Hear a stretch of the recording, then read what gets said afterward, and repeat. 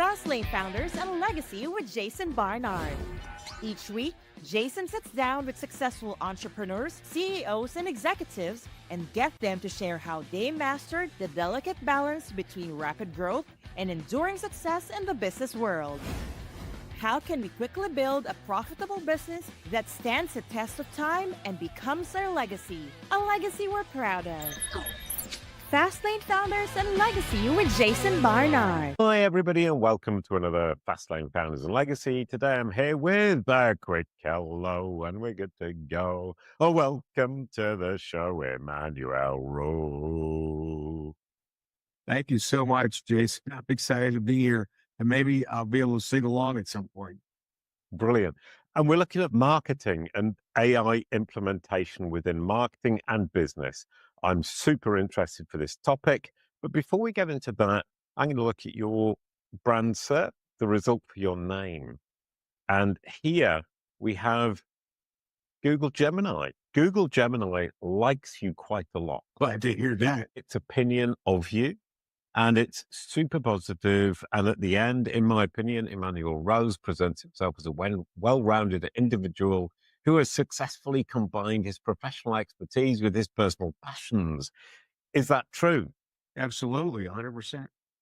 Brilliant. So Google Gemini gets it. Google Search gets you as well. You've written 3 books. Is that what defines you? Or do you feel there's something more? To say what defines me is I have built my business and my lifestyle to be unified.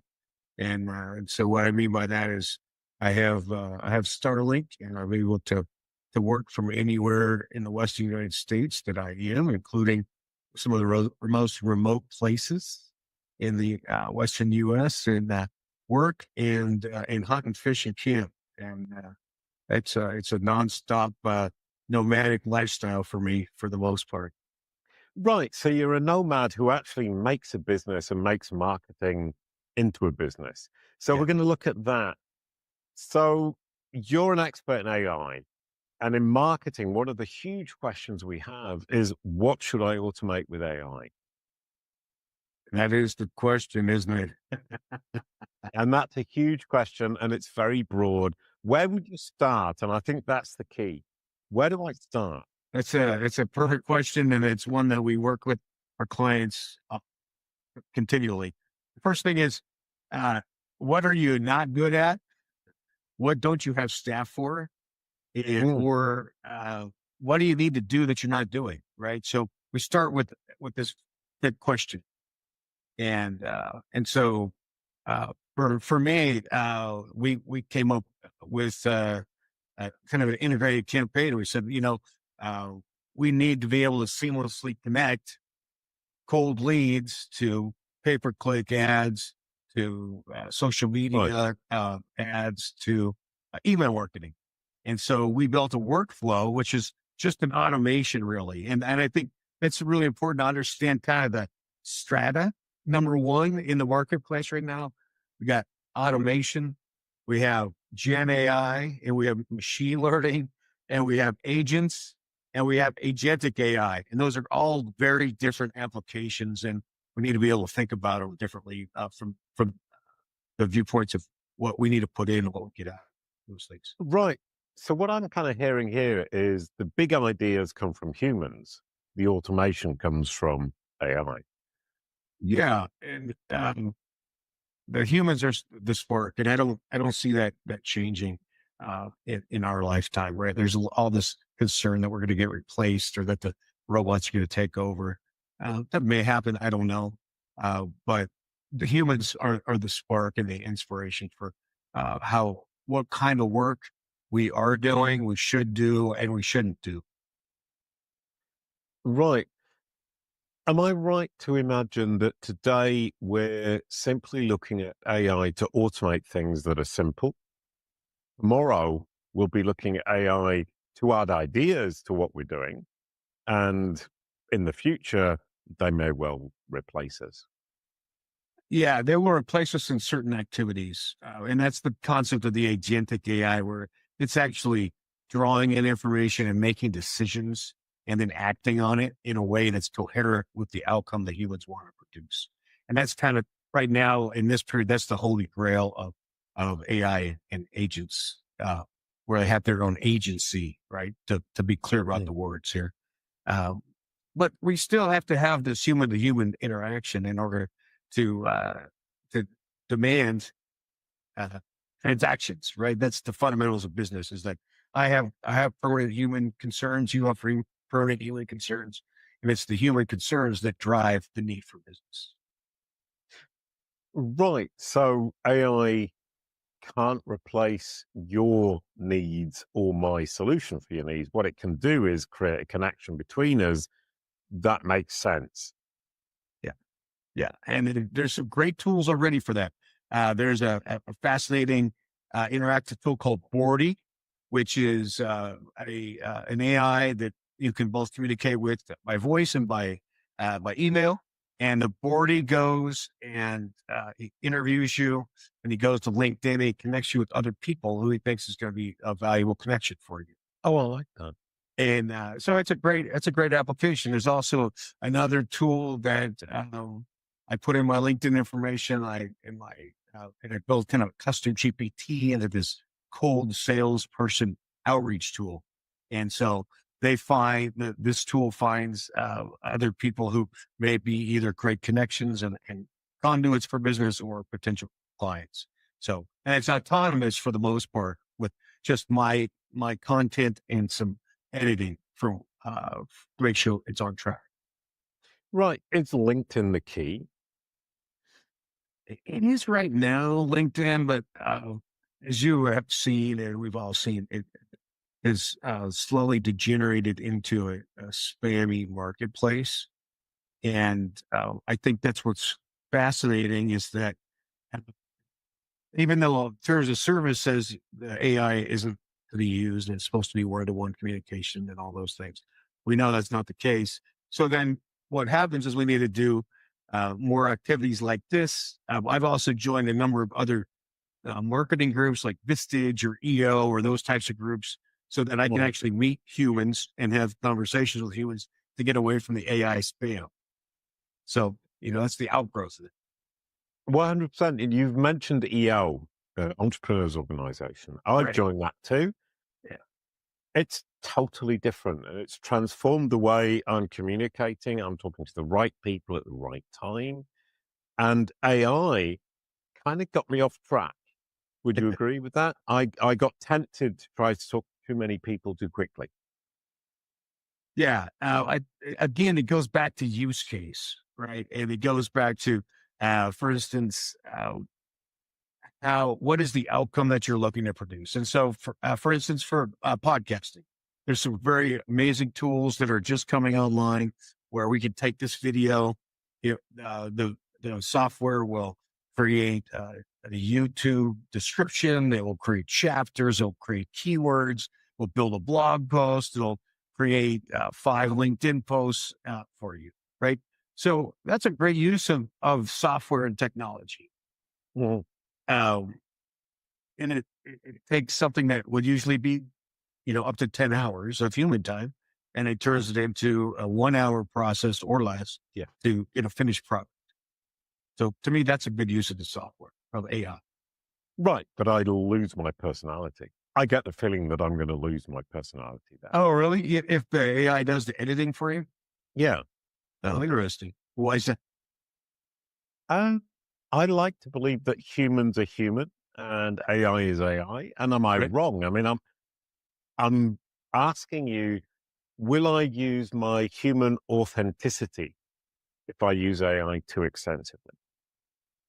I would say if you used it without being in the loop, you will. Absolutely. And so that's the other process, right? Is AI first, human in the loop, and then make sure that you're achieving your brand objectives. And so authenticity is always our differentiator, especially for those of us who are not Fortune 500 companies.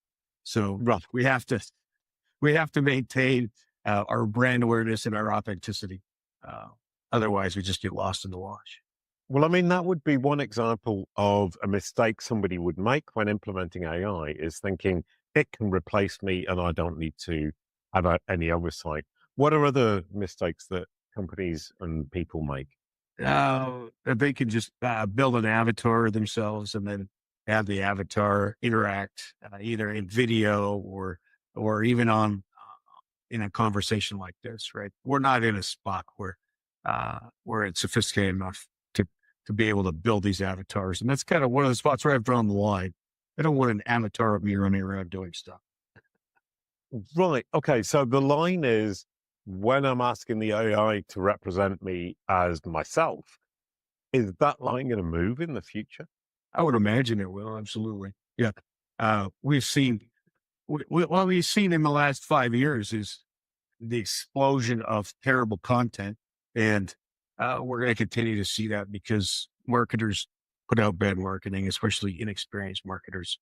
And so, yeah, there'll be a lot of lazy people continuing to do bad marketing. What happens when all of these lazy people create immense amounts of content around a brand? Does it distract or does it help? I mean, I'm getting the feeling that people are just throwing content out there and it's distracting. I think 100% distracting, and it's not brand building at all, which creates spaces for people like you and I to build real content that is well thought out and understands how to trigger humans emotionally for outcomes that they're looking to produce in their life. Right. And then how do we cut through the noise?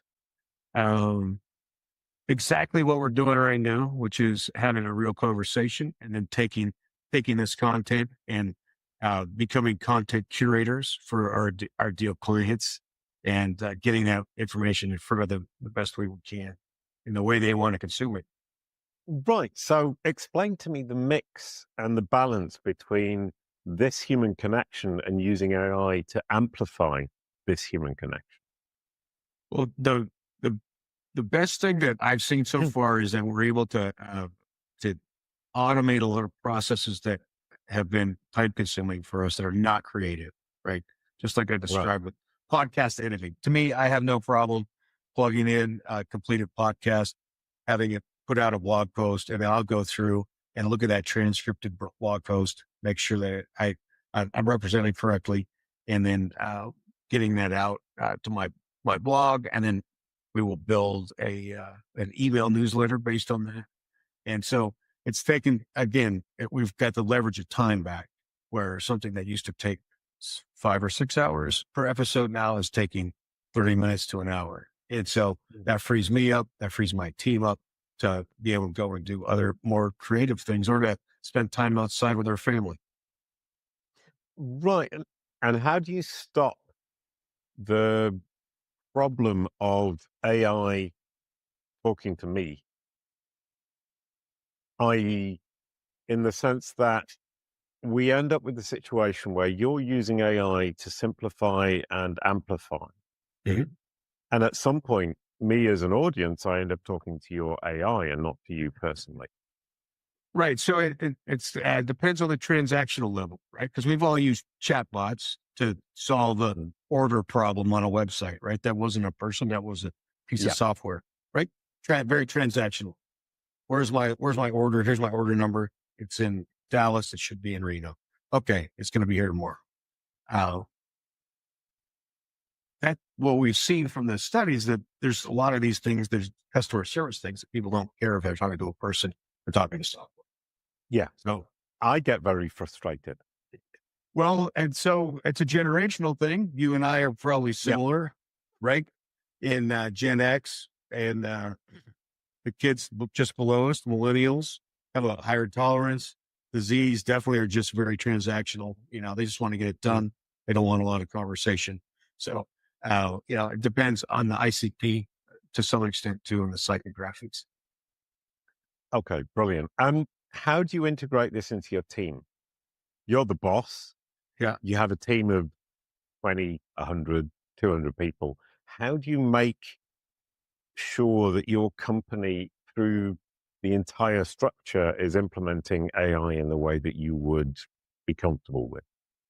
Yeah. I mean, that's a great question because there's security issues, and we know that we can't put IP or things that are, we don't want public, like our account numbers and things like that into GPT. So we have to have, we have to have some policies around it. We have to have some training around it. We should be using, services that are secure and encrypted. And that's the highest level. And then we should have some training just around the psychology of it and saying, hey, we're not looking to do anything that's replacing people, but we're looking to make you more efficient. And starting from that philosophy, at this point, it's in the US, at least, it's about between 60 and 80% of the people have already tried ChatGPT or something similar. So there's a high experimentation rate, but not necessarily adoption. And that's why it always goes back to establishing use case and KPIs so that we can start to understand as we implement, say, a ChatGPT program into our content marketing program, how much time that frees up for our team. And we can start to establish an ROI. We know it's not going away in the rest of our careers. So we have to develop these paths to titrate it in. And in bigger organizations, it's more challenging.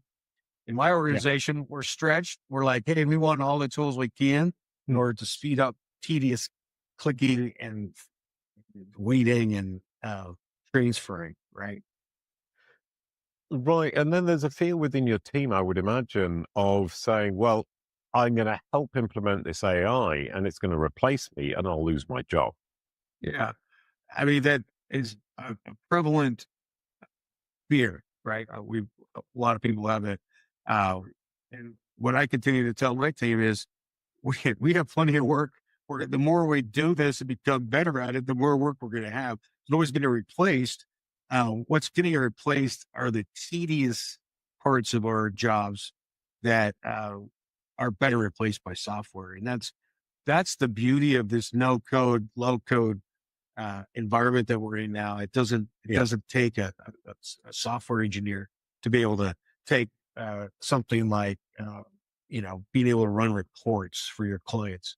Like, we've automated all that thing, and so the woman that used to spend 10 hours the first 2 days of the month no longer has to do that. We got her doing stuff that she likes to do. Right. And that brings me to the question is, are we taking power away from the developers? It's shifting. I guarantee you that. Yeah, for sure. But at the same time, it's kind of like, at least in the US, with this, it's kind of the Starbucks mentality, right? I'm getting my coffee exactly how I want it. Now software is doing exactly what I needed to do in my situation today. And then in 3 weeks, when it changes, I can adjust it and get it adjusted without having to spend 25 grand a pop and wait for 6 months. So there's some equalization that's happening, where the power is shifting for sure, but it's a market demand, which is, it's a digital world. I got to have these things so that I can reassign my humans to do stuff I need the humans to do. Brilliant. So to end the episode, what are the 5 best places to implement AI for marketing? Give me the list. Well, the first thing is anything inside of HR. You want to build a custom GPT for your HR department, and manage any kind of new job creation or job fulfillment and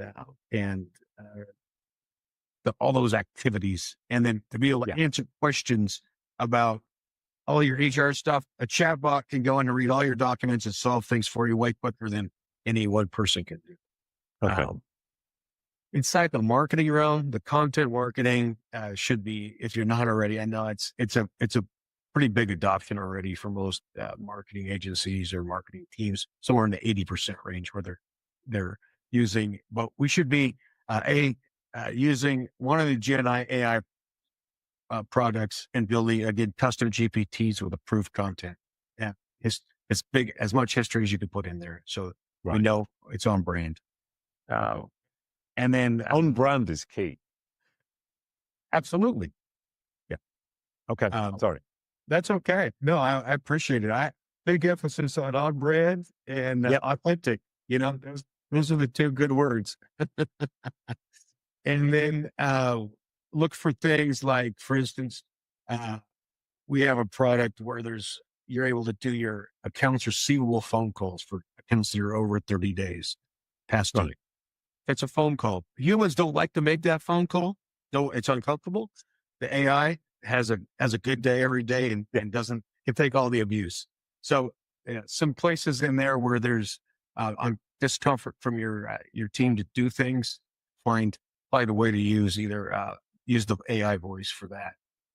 Yeah. And then look for the tedious activities that your team is doing and map that out and use Zap, use Make, use N8N, some of these programs to clean that up so that the tedious part that people are doing can be eliminated and they can get moved on to something more creative.